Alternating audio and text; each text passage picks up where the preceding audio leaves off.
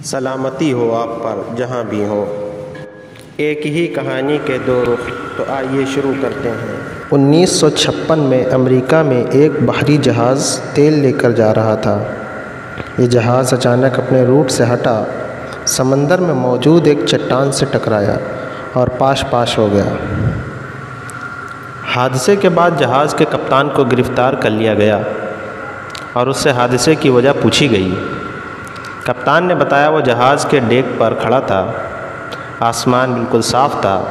اچانک آسمان سے آبشار کی طرح ڈیک پر پانی گرا اور پانی کے ساتھ ہی آسمان سے ایک موٹی تازی بھینس نیچے گری۔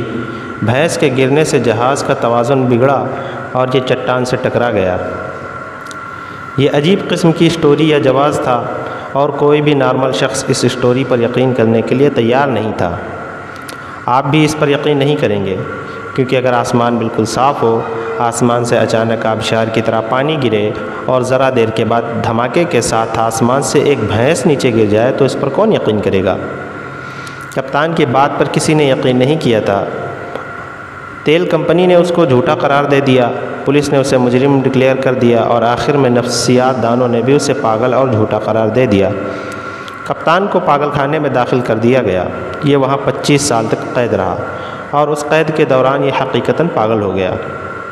یہ اس کہانی کا ایک پہلو تھا اور اس پہلو کو دیکھنے، سننے اور پڑھنے والے اس کپتان کو پاگل یا جھوٹا کہیں گے۔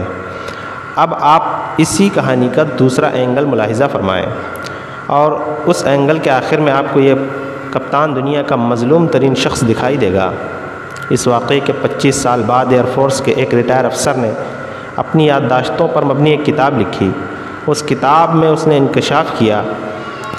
انکشاف یہ تھا کہ 1956 میں ایک پہاڑی جنگل میں آگ لگ گئی تھی اور اسے آگ بجھانے کا ٹاسک دیا گیا تھا۔ اس نے ایک جہاز کے ساتھ پانی کا بہت بڑا ٹینک باندھا اور اس ٹینک کو جھیل میں ڈبو کر بھرتا تھا اور بھر کر جنگل کے اوپر جاتا اور پانی آگ پر گرا دیتا تھا اور ٹینک بھرنے کے لیے دوبارہ جھیل پر چلا جاتا، اور وہ ایک بار پانی کا ٹینک بھر کر لے جا رہا تھا کہ اسے اچانک ٹینک کے اندر اچھل کود محسوس ہوئی۔ اسے محسوس ہوا ٹینک کے اندر کوئی زندہ چیز چلی گئی ہے، اور اگر اس نے ٹینک پیچھے نہ گرایا تو اس چیز کی اچھل کود کی وجہ سے اس کا جہاز گر جائے گا۔ اس نے فوراً ٹینک کھول دیا۔ ٹینک سے پانی کی آبشار نیچے گری اور اس کے ساتھ ہی موٹی تازی بھینس بھی پیچھے کی طرف گر گئی۔ یہ پانی اور بھینس نیچے باہری جہاز کے ڈیک پر گر گئی۔ آپ اب کہانی کے اس پہلو کو پہلے اینگل سے جوڑ کر دیکھیے، آپ کو سارا سین تبدیل ہوتا ہوا دکھائی دے گا۔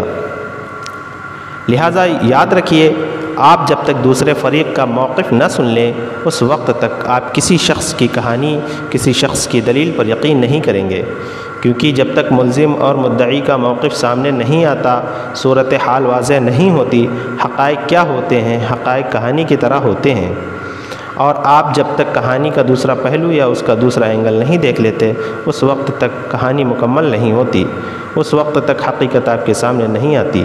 لہٰذا زندگی میں جب بھی آپ ایسی صورتحال کا شکار ہوں، آپ ہمیشہ دونوں فریقوں کو سننے کے بعد فیصلہ کریں۔